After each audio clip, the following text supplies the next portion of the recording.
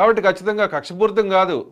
అంటే ఒకానొక సందర్భంలో కొంతమంది చెప్పారు, మేము రికవరీ కూడా చేస్తాం గతంలో ఎవరైనా తప్పు చేస్తే ప్రజాధనాన్ని దుర్వినియోగం చేస్తే అని చెప్పేసి.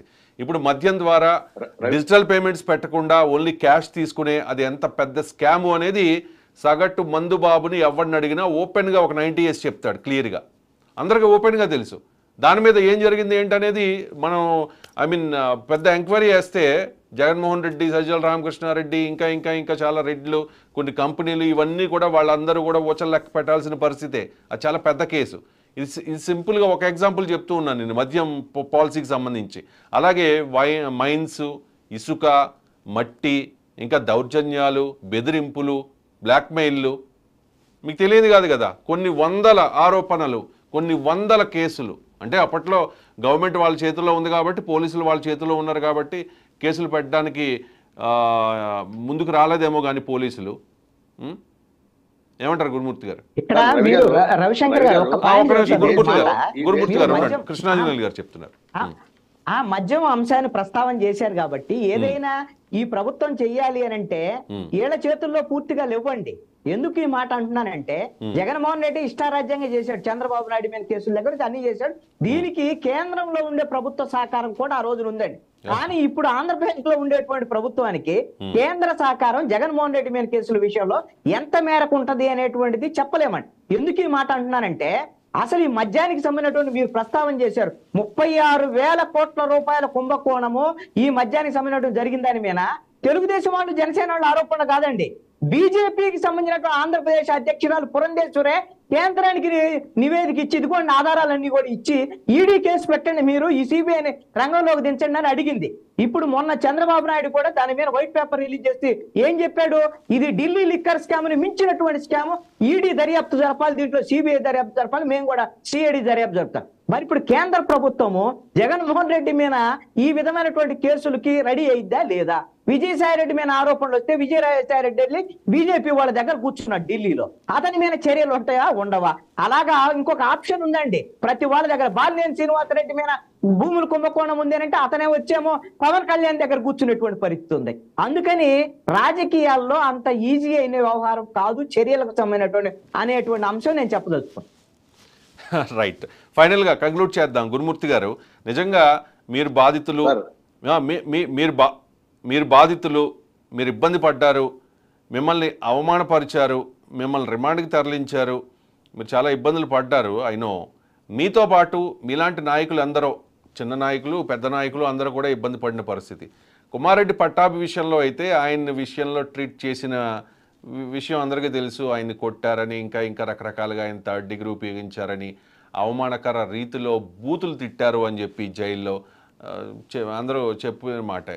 రఘురామకృష్ణరాజు కానీ, కొల్ రవీంద్ర కానీ, అచ్చెన్నాయుడు కానీ, దూల్పాల్ నరేంద్ర కానీ, దేవినేని ఉమ్మ కానీ, ఇంకా చాలా పెద్ద పెద్ద లిస్టే ఉంది కదా, ఇంకా చాలా పెద్ద లిస్టే ఉంది. సో ఇప్పుడు మీరు గవర్నమెంట్లో ఉన్నారు కాబట్టి మిమ్మల్ని ఎవరైతే ఇబ్బంది పెట్టారో, లేకపోతే మీ మిత్రపక్షం కూటమి విజయంలో చాలా కీలక పాత్ర వహించిన పవన్ కళ్యాణ్ని ఎవరైతే నానా మాటలు అన్నారో, వాళ్ళ కుటుంబాలని రోడ్డు మీదకి తీసుకొచ్చారో, పెళ్ళాల విషయాలను మాట్లాడారో, ఇలాంటి వాళ్ళ విషయంలో ఈ ప్రభుత్వ వైఖరి ఏ రకంగా ఉండబోతోంది? చాలా పేర్లు వినిపిస్తూ ఉన్నాయి. మరి కాస్త లేట్ అవుతుందో లేకపోతే ఏదైనా వ్యూహం ఉందో నాకు తెలియదు. కానీ జోగి రమేష్ ఉండవల్లిలో చంద్రబాబు నాయుడు గారి నివాసం మీదకి దాడి చేయడానికి వచ్చిన వ్యక్తి జోగి రమేష్. ఇంకా ఇంకా చెప్తా, అంబటి రాంబాబు ఎన్ని మాటలు అన్నారు, రోజా, పేర్ని నాని, విజయసాయి రెడ్డి, గుడివాడ అమర్నాథ్, ఇంకా ఇంకా చాలా పెద్ద లిస్టే ఉంది. ఇలాగా వల్లభనేని వంశీ, కొడాలి నాని. చెప్పండి రవి గారు. సపోజ్ కృష్ణాంజలి గారి ఇంటి మీద, మీ ఇంటి మీద దాడి చేసి ఇల్లు తగలబెట్టేశారు అనుకోండి, మీరేం చేస్తారండి? చర్యలు తీసుకుంటారా? కేసు పెడతారండి? పెడతారు కదా, ఎవరైనా ఖచ్చితంగా పెడతారు కదా. పెట్టడమే కాదు, అంతకు చేద్దాం అనిపిస్తుంది కదండి. ఆ రోజున మీరు ఒకసారి వాళ్ళు మాటలేనండి. చంద్రబాబు నాయుడు గారిని, లోకేష్ బాబు గారిని ఎన్ని మాటలు మాట్లాడారండి?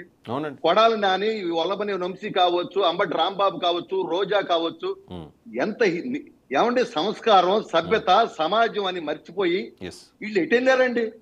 ఏం మాట్లాడారండి? అసలు కొడాలి నన్ను నోరు తెరిస్తే మాకు నరాల రోమాలు నిక్కబొడిచినాయండి. అవును. ఏంటండి ఆ మాటలు ఏంటండి? ఇది ప్రజాస్వామ్యం కాదా?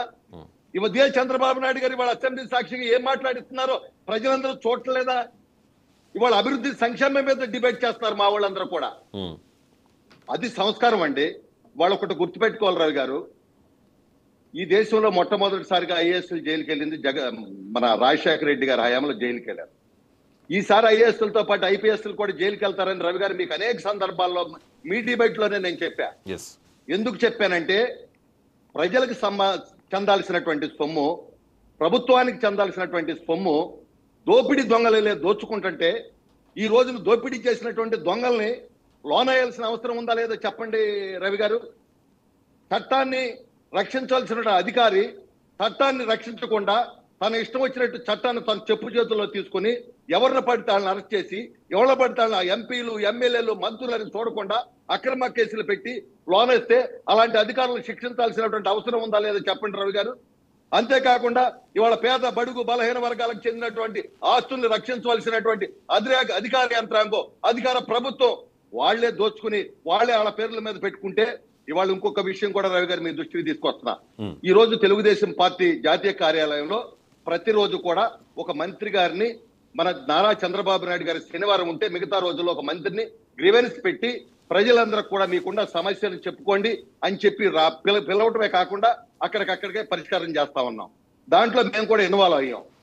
ఇవాళ వచ్చేటువంటి సమస్యల్లో ఏ మంత్రి దగ్గరికి సమస్య వచ్చినా 60% సమస్యలు భూములు ఆక్రమించారు, మా భూములు ఇట్లా చేశారు, మా భూముల్లో వాళ్ళ పేరు రాసుకున్నారు, మా భూముల్ని ఆక్రమించారు, మొత్తం సమస్యలని ఇయేనండి. మేము రోజు అక్కడ కూర్చొని చూస్తున్నాం. రాష్ట్ర వ్యాప్తంగా పేద, బడుగు, బలహీన వర్గాలు ఆఖరికి దేశ రక్షణ కోసం మిలిటరీ వాళ్ళు ఇచ్చిన భూములు కూడా ఆక్రమించేసుకుంటే ఏమైపోయిందండి? వ్యవస్థ ఎటు వెళ్ళిపోతుంది సార్? నాకు అర్థమవదు. నేను అడుగుతున్న ఈ రోజున ఈ సమస్యలు, ఈ కష్టాలు, ఈ కన్నీరే లోకేష్ బాబు గారు ఆ రెడ్ బుక్ లో రాశారు. వాటిని రక్షించమని రాశారు, కక్ష సాధించమని కాదు. ఇవాళ చట్టం ఏదైతే ఉందో తప్పు చేసిన వాళ్ళు జైలుకి వెళ్లాల్సిన వాళ్ళు జైలుకి వెళ్తారు, అరెస్ట్ అవ్వాల్సిన